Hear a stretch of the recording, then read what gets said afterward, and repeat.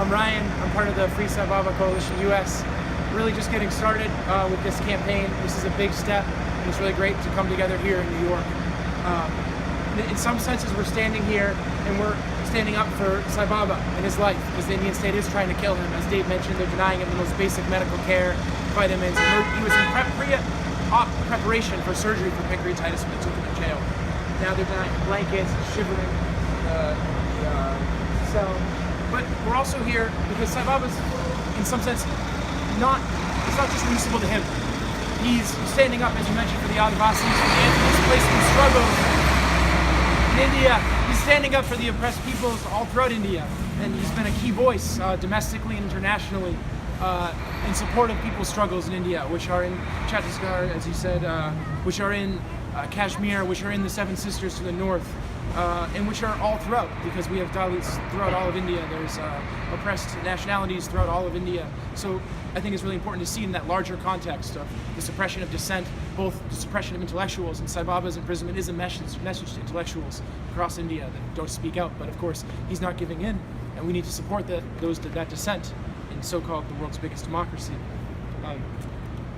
And also more broadly support the people's struggles.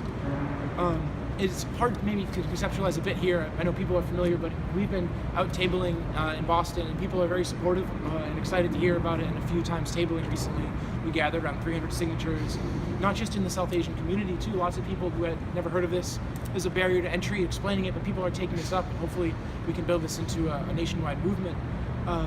But people are surprised to hear about the situation. They're surprised to hear about the fact that the Indian state is waging an all-out war on its own people, on the indigenous people, the Adivasis in India. They're surprised to hear about the 700,000 soldiers stationed in Kashmir. They're surprised to hear about the Armed Forces Special Powers Act and the brutal suppression of dissent at all levels in India.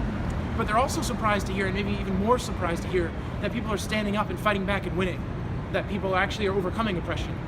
Maybe, in the US we don't have as many positive examples, but we have a lot to learn from the struggles in India, from Saibaba's work, and really makes us think, to be out here to support Saibaba is also a means to reflect on our own situation, what we're doing here in the US, and the need to take up similar sort of political struggles that can actually overcome oppression and exploitation.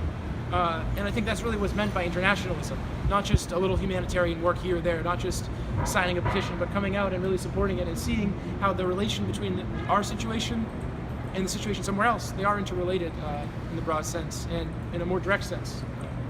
I mean, I could go on at length about the U.S.'s role in India too. Dave mentioned some of it a little bit. I won't at this moment. Yeah, I think we have an important role to play given the U.S.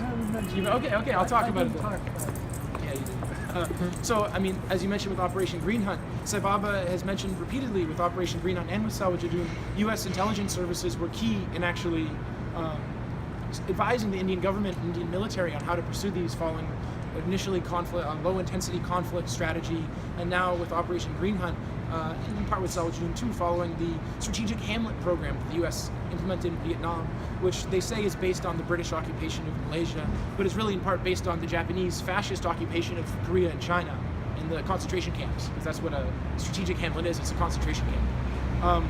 More broadly, the U.S. is heavily invested in India, and has all these memorandums of understanding that they've signed with the Indian government, which will allow the U.S. corporations and other multinationals, including English, Russian, Japanese, to access the trillions of dollars of minerals that are in the jungles of central India.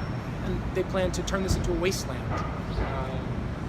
The U.S. is supporting this war in many ways, this war on the people of India by the Indian government. It's not a direct military occupation by the U.S. like we've seen in Iraq and Afghanistan, but it's a very similar sort of involvement by the U.S. And I think given that, we have a real role to play here as people in the U.S., much like the U.S. people stood up so powerfully against the Vietnamese war and supported the struggle of the Vietnamese people. And some of that's been forgotten, some of it's being actively erased even with rewrites of what happened. But I think it's important for us to really look at that as inspiration for what can happen here. It's easy to say, well, not so many people, but right now, this is a huge step, and I think it can really grow. And we've seen that even in our tabling efforts in Boston, and I hope that maybe people can take that up here and all over the country.